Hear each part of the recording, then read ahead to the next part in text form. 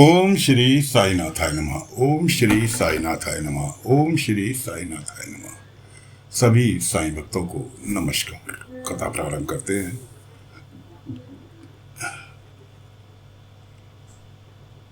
शिरडी के से कुछ दूर जंगल के रास्ते पति पत्नी और उनका बेटा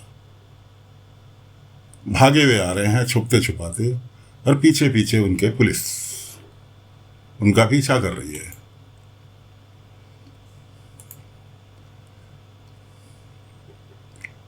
बेटा कहता है कि जी मैं सरेंडर कर दूं, कब तक हम भागते रहेंगे।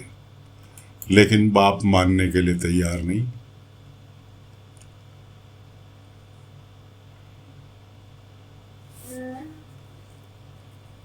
कि उसने चोरी की है।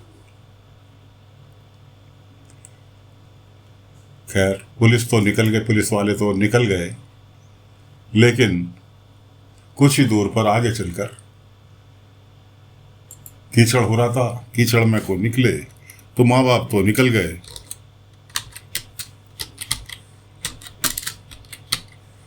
उनका बेटा जो था दलदल में फंस गया। वहां हो रखी थी दलदल। बेटा दलदल में फंस गया। माँ कहने लगी ये शिरडी जो है साईं बाबा का गांव है, और साईं बाबा सबकी रक्षा करते हैं। हे साईनाथ, हे साईनाथ, बचाओ, मदद करो। कर आज रात हम शिरडी में ही बिताएंगे, साईं बाबा के दर्शन करके ही। कि पति भी तैयार हो गया कि हाँ शिरडी में ही बिताएंगे, और वो बाबा से प्रार्थना करने लगी। उधर बाबा को किसी ने याद किया और बाबा उसकी मदद ना करे, ऐसा तो हो ही नहीं सकता। बच्चे खेल रहे थे, बच्चे के पैर में चोट लग गई। बाबा जो थे कोई पानी भर के ला रहा था बाल्टी में। बाबा वहीं बैठ गए। बाबा ने उससे कहा क्या ये बाल्टी का पानी तुम मुझे दे सकते हो? ने कहा जरूर साईं। साईं को कौन मना कर रहा है? कि जरूर साईं। बाबा ने उस पानी में उदी मिलाई और उस बच्चे का हाथ डुबो दिया पानी में, और उसको धीरे धीरे धीरे धीरे करके बाहर निकाला। बच्चे का हाथ की चोट भी ठीक हो गई, और जो लड़का था दलदल में फंसा था वो भी ऐसे निकल आया जैसे किसी ने ऊपर नीचे से प्रेशर देके उसे वापस ऊपर को फेंक दिया हो, वरना वो गले तक दलदल में फंस चुका था। माँ बाप के चाहते हुए भी उसको बचा नहीं पा रहे थे। खैर जैसे तैसे ये लोग शिरडी पहुंचे। शिरडी पहुंचकर दीक्षित वाड़े में रुके। दीक्षित वाड़े में रुके जाकर, और वहां नाम अपना गलत बताया। नाम था व्यक्ति का चंपकलाल, बेटे का नाम था नवीन, और साथ में उनकी पत्नी थी। पुलिस वाले ढूंढते हुए पहुंचे कि यहाँ कोई नवीन नाम का लड़का अपने माता पिता के साथ आया है। जो दीक्षित वाड़े का मैनेजर था वो कहने लगा, क्योंकि इन्होंने अपना नाम रजिस्टर में गलत लिखाया था, वो कहने लगा जी ना, यहाँ तो इस नाम का कोई नहीं है। खैर उन्होंने कहा अगर आए तो बहुत बड़ा चोर है और तुम हमें सूचना देना। और ये लोग जो चोर की दाढ़ी में तिनका एक कहावत सिद्ध होती है, ये लोग जो थे छुप कर पुलिस वालों की बातें सुन रहे थे। इनके दिल में भय हुआ, और ये जो थे सीधे कहने लगे पुलिस वालों के जाने के बाद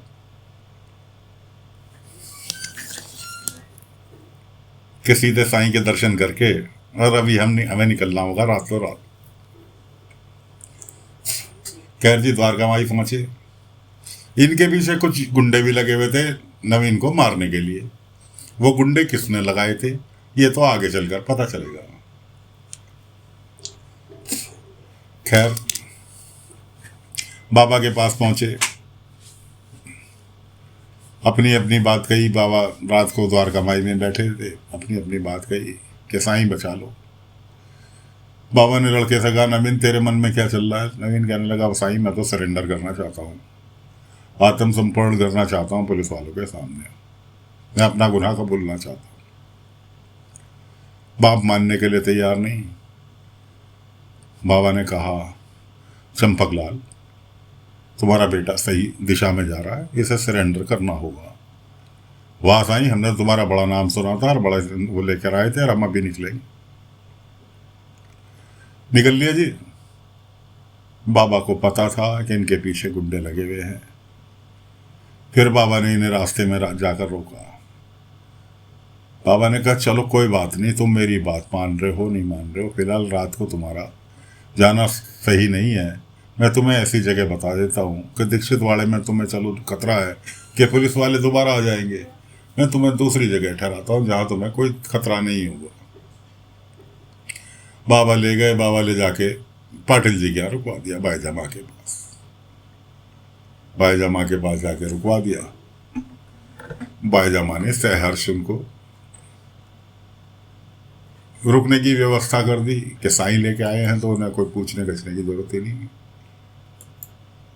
अब इनके दिल में फिर वही चीज कि कहीं ऐसा ना हो कि साईं हमें फंसा दे, पुलिस को खबर कर दें, क्योंकि साईं तो खुद आत्मसमर्पण करने की बात कह रहे थे। ये डर के मारे फिर वहां से भाग लिए। पीछे पीछे इनके गुंडे जो लगे हुए थे, वो इसको नवीन को चांद से मारने के चक्कर में वो भी इनके पीछे पीछे जंगल के रास्ते, अब ये जंगल के रास्ते शिरडी पार करनी चाहते थे। तभी बाबा ने शेर का आवाहन किया। साधारण शेर नहीं, माता वाला शेर, कि तुम तो जंगल के राजा कहे जाते हो, एक बेगुनाह व्यक्ति की जान बचाओ। बाबा का कहना था। और शेर साहब जो थे पहुंच गए जंगल में। जो पीछे गुंडे आ रहे थे उनको जाके भगा दिया। बाबा ने फिर लाके इन्हें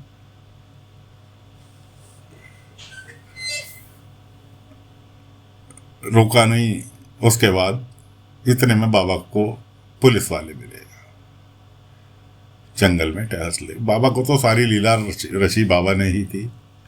बाबा पुलिस वाले का सामना हुआ। पुलिस वाले कहने लगे, आप कौन? उनमें से एक पुलिस वाला बोला, ये शिरडी के साईं हैं, शिरडी के पालनहार। शिरडी वाले इन्हें भगवान की तरह पूछते हैं। बड़े आदर से उसने प्रणाम किया बाबा से। बाबा ने कहा, तुम किसको ढूंढ रहे हो, इतनी रात गए? ऐसे ऐसे नवीन नाम का लड़का है, आओ मैं तुम्हें उससे मिलवाता हूँ। कि देखो इधर सीधे जाओगे तुम्हें मिल जाएगा। पुलिस वाले पहुंच गए। जाके नवीन को अरेस्ट कर लिया। नवीन को अरेस्ट कर लिया। पुलिस वालों के मुंह से ये निकल गया कि अगर ये गुनाहगार नहीं होता तो क्या साईं बाबा खुद ही से अरेस्ट कराते, इसका पता बताते। अब तो उसके माँ बाप के दिल में ये हो गया, साईं बाबा हमारे साथ छल कर रहे हैं, और जानबूझ के साईं बाबा ने अरेस्ट करवाया। भड़कता हुआ चंपकलाल पहुंच गया बाबा के पास कि साईं तुमने मेरे साथ अच्छा नहीं किया, और ये और वो बहुत सारी बात। अब जब तक मुझे अपने बच्चे की बेगुनाही का हल्की सी भी किरण नजर नहीं आएगी, तब तक मैं अन्न जल ग्रहण नहीं करूंगा। बाबा समझा रहे, लेकिन उसकी कुछ समझ में नहीं आ रहा। खैर फिर जाकर बाईजामा के यहाँ ही रुक गए। अब तो बेटा अरेस्ट हो गया था, इसलिए उन्हें तो कहीं भी रुके, लेकिन रुके जाके बाईजामा के यहाँ। बाईजामा से भी दिल की भड़ास निकाली चंपकलाल ने।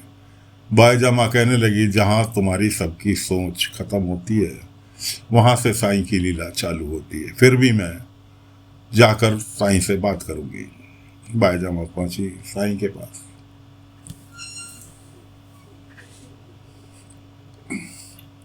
कि साईं ऐसी ऐसी बात है, और ये क्या तुम्हारे ऊपर वो इल्जाम लगा रहा है। कह रहा है कि या तो वो सेठ आकर खुद बेगुनाही साबित करे, तभी मेरा बेटा बेगुनाह साबित होगा। कोई बात नहीं। बाबा ने कहा, बाईजामा सब्री रखो, वो सेठ खुद ही आकर साबित करेगा। सब्री रखो, इंतजार करो, सब सवालों के जवाब मिलेंगे।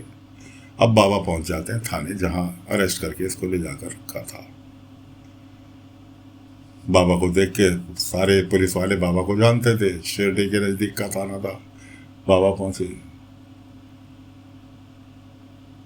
तो लड़के ने जो था अपना गुनाह कबूल कर लिया था कि जी हाँ, मैं अपना गुनाह कबूल करता हूँ। अगले दिन चार्जशीट लगा के और उसको जेल भेजने की तैयारी। बाबा कहने लगे, दरोगा जी आए, बाबा से वकील साहब भी थे, दरोगा जी भी थे थाने में। बाबा कहने लगे, कहीं आप इंस्पेक्टर साहब जल्दीबाजी तो नहीं कर रहे? आप 4 दिन इस मामले को लेट कर दो, सारा सच्चाई सामने आ जाएगी। ये कानून नहीं चाहता कि 100 अपराधी छूट जाएं, लेकिन एक बेगुनाह को सजा नहीं होनी चाहिए।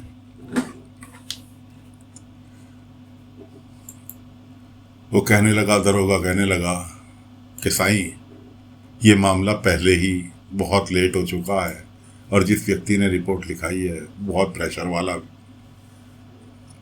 व्यक्ति है, इसलिए हम इसे नहीं रोक सकते। वकील साहब साईं के भक्त थे। वकील साहब कहने लगे, इंस्पेक्टर साहब, मैं अदालत में अर्जी दे दूंगा, आप बेफिक्र रहें, 4 दिन का समय। दरोगा कहने लगा बाबा से आके, क्या साईं 4 दिन में सब कुछ सही हो जाएगा, सामान्य हो जाएगा? बाबा उससे भी कही जाए, श्रद्धा सबरी रखो। खैर जी, अब जिस स्टेट के यहाँ लड़का काम करता था,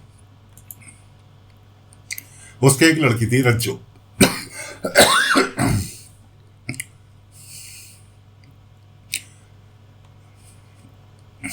उसकी शादी की तैयारी हो रही थी, जबकि रज्जो शादी नहीं करना चाहती थी। जेवर वगैरह सब पसंद किए जा रहे थे। असल में ये रात को रज्जो के पास गया और वहां से भागता हुआ नजर आया, जो कि उसके बाप ने देख लिया।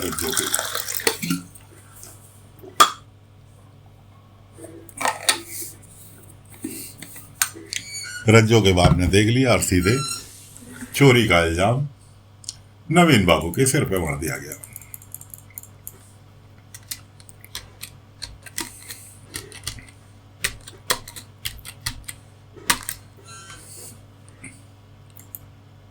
अब असलियत किसी को नहीं पता। उधर रज्जो के पिता उसकी शादी के लिए लड़के वालों के यहाँ पहुंच गए पूरे परिवार के साथ। लड़के जहां उसका रिश्ता करा था वो थे साईं भक्त। माँ के पैरों से चला नहीं जाता था लड़के की, वो अपाहिज थी। इच्छा थी उनकी कि शादी करेंगे अपने लड़के की तो शिरडी जाकर करेंगे, शिरडी में ही शादी संपन्न होगी, शिरडी जाकर शादी करेंगे, ऐसी उनकी इच्छा थी। अब पंडित भी था, दोनों परिवार जो थे, ये हो रहा था कि तारीख निकाली जाए शादी की। लड़के की मां कहने लगी, भाई इच्छा तो थी कि साईं के सामने बैठ के कुंडली दिखाई जाए, लेकिन मेरे पैरों से तो चला नहीं जा रहा, तो क्यों ना ऐसा करें, पहले साईं की पूजा कर लें, उसके बाद ही कुंडलियों का मिलान करके शादी की डेट निश्चित की जाए। इधर इन्होंने पूजा चालू की और उधर बाबा की कृपा से उस महिला के पैर ठीक हो गए। पैर ठीक हो गए, उसने जाके बाबा की फोटो के आगे माथा टेका कि मेरे साईं का चमत्कार। सभी ने उस बाबा के आगे शीश झुकाया, उसके बाद कुंडली उंडली मिलान हुई। अब महिला के तो पैर ठीक हो गए थे, उसकी इच्छा पूरी हो गई। उसने कहा अब तो शादी शिरडी जाकर ही होगी। मुहूर्त 4 दिन बाद का निकला।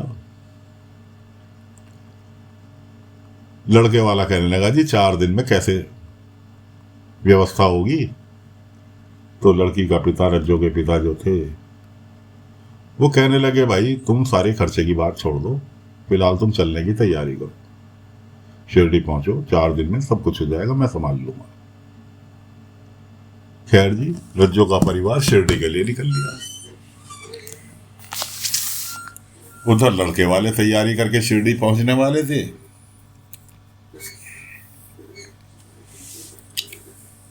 अब बीच रास्ते में से शिरडी के नजदीक पहुंचे, बैलगाड़ी ने दूर उतार दिया। रास्ता कच्चा होने के कारण तो शिरडी के नजदीक पहुंच के पैदल पैदल चलना पड़ रहा था शिरडी तक। तो लड़की की माँ जो थी वो कहने लगी, भाई मेरे साथ तो चला नहीं जा रहा, थोड़ी देर आराम कर लेंगे। बैठ गए पेड़ के नीचे, पानी वानी पिया। लड़की कहने लगी, लाओ बाबा मुझे भी पानी की बोतल दो, मैं थोड़ा मुंह हाथ धो लूँ। मुंह हाथ धोने के बहाने लड़की ली वहां से, रज्जो ली वहां से भाग। रज्जो वहां से भाग ली, टकराई जाके बाबा से, क्योंकि बाबा को तो सारी खेल सुधारने थे। नवीन को बेगुनाह साबित कराना था, क्योंकि वो गुनाहगार नहीं था, मैटर कुछ और था। बाबा ने रज्जो से कहा, कहाँ जा रही बेटी भागती हुई? कि मैं ऐसे ऐसे शादी नहीं करना चाहती, मेरी जबरदस्ती शादी कर रहे मेरे पिता। खैर बाबा ने समझाया बुझाया, आशीर्वाद दिया कि तेरी मर्जी के बिना 4 दिन हंसी खुशी बिता ले, उसके बाद जो होगा तेरी मर्जी का ही होगा। ऐसा बाबा ने उसको रज्जो को आशीर्वाद दिया कि जाओ अपने पिता के पास जा, वो तुझे ढूंढ रहे हैं। खैर जी वो पिता के पास गई, माफ़ी आफ़ी मांगी कि मैं गलती करने जा रही थी और मुझे क्षमा कर दो।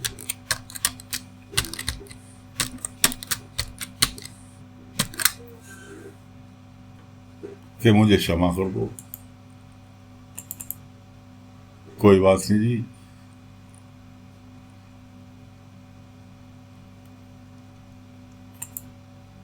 बाप बेटी सब पहुंच गए शिरडी। शिरडी पहुंच गए।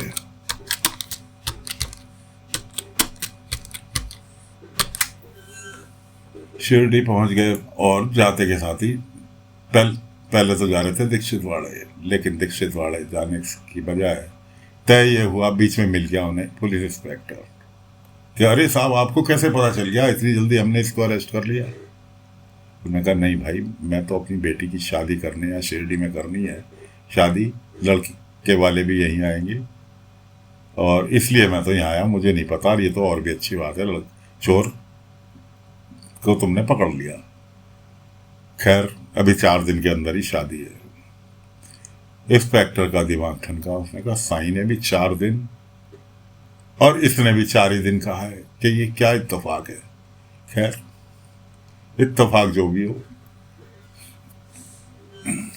वो कहने लगा कि पहले हम साईं के दर्शन करेंगे, बाद में दीक्षित वाड़े में जाके रुकेंगे, पहले हम साईं के दर्शन करेंगे।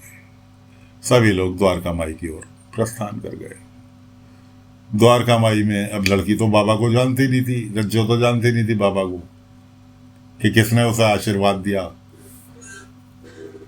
सब द्वारका माई पहुंचे, बाबा ने नाम लेकर पुकारा उस धनी व्यक्ति का जिसके यहाँ नवीन नौकरी करता था, मुनीम की गिरी की। तो आओ आओ। उन्होंने कहा साईं आप मुझे जानते हो? बाबा ने कहा इसे छोड़ो, फिलहाल आओ बैठो। खैर जी अब लड़की जो थी वो बाबा को कि यही साईं है, लड़की के ने जाके बाबा को प्रणाम किया, पैर छुए, आशीर्वाद लिया। बाबा ने कहा चिंता मत कर, जो होगा तेरी मर्जी का होगा, ऐसा मेरा आशीर्वाद है। खैर जी लड़की खुशी खुशी, अब लड़की के पिता को तो पता नहीं कि कहानी क्या है, कि बाबा से लड़की ऑलरेडी मिल चुकी है। तो दोस्तों फिलहाल कथा को यहीं विराम दे रहे हैं, आगे की कथा अगले अंक में लेकर फिर हाजिर होंगे। तब तक के लिए आज्ञा दीजिए। ओम साई राम, ओम साई राम, ओम साई राम, ओम साई।